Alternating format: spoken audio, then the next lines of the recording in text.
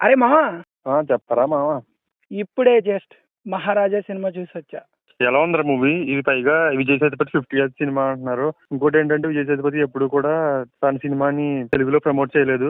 But ఈ cinema భారీగా promote చేశాడు. సుహాస్ తో కూడా ఇంటర్వ్యూ చేసాడు తెలుగులో. అంత కంటెంట్ ఉందా ఈ సినిమాకి? మామ ఖచ్చితంగా చాలా మంచి కంటెంట్. విజయ్ సేతుపతి ఇప్పటి వరకు వచ్చి 50 సినిమాలు తీసాడు. ఇది 50వ సినిమా. ఇంతకు ముందు 49 సినిమాలు మంచివి తీసి ఉండొచ్చు. బట్ ఈ సినిమా పేరు, ఇది చాలా మంచి సినిమా, అందరూ చూడాల్సిన సినిమా. ఈ సినిమా గురించి ఒక్కటి చెప్పినా స్పాయిలర్ అయిపోద్ది. ఇప్పుడు A to Z ఉన్నాయి అనుకో, ఏ నుంచి స్టార్ట్ చేస్తే జెడ్ వరకు ఏ అనే లెటర్ రివీల్ చేసినా మొత్తం స్పాయిలర్ అయిపోద్ది అనమాట.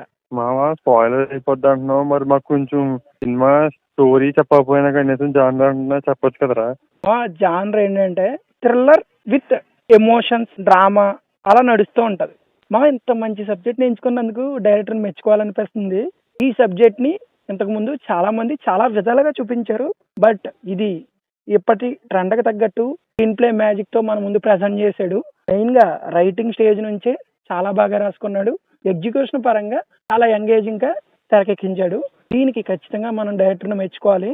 మామ ఈ సినిమాలో లీడ్ యాక్టర్స్ పర్ఫార్మెన్స్ ఎలా ఉంది? ముఖ్యంగా మన విజయ్ సేతుపతి పర్ఫార్మెన్స్ ఎలాగ ఉంది? ఈ సినిమాలో మెయిన్ గా విజయ్ సేతుపతి పర్ఫార్మెన్స్ అయితే మాత్రం అదిరిపోద్ది. అండ్ తన డాటర్ గా చేసిన క్యారెక్టరైజేషన్ కూడా చాలా బాగా రాసుకున్నారు, చాలా బాగా నటించింది కూడా. అండ్ ఒక పోలీస్ ఆఫీసర్ క్యారెక్టర్ ఉంటది, అతని క్యారెక్టరైజేషన్ కూడా బాగా రాసుకున్నారు, బాగా నటించాడు కూడా. అండ్ ఇంకో విషయం చెప్పాలమ్మా, ఈ సినిమాలో అనురాగ్ కశ్యప్ నటించాడు, చాలా బాగా యాక్ట్ చేశాడు, మంచి క్యారెక్టరైజేషన్ కూడా.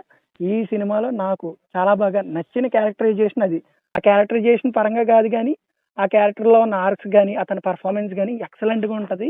అది చాలా డిప్లొమాటిక్ గా ప్రెజెంట్ చేశాడని చెప్పుకోవచ్చు ఆ క్యారెక్టర్ ని. మరి టెక్నికల్ వాల్యూస్, ప్రొడక్షన్ వాల్యూస్ పరిస్థితి ఏంటి? టెక్నికల్ గా ఈ సినిమా పెద్ద సౌండ్ కాదు, బట్ బీజిఎం బాగుంటది. అంటే సినిమా ఫ్లోకి తగ్గట్టు ఉంటది, ఎక్కడ డామినేట్ చేయదు.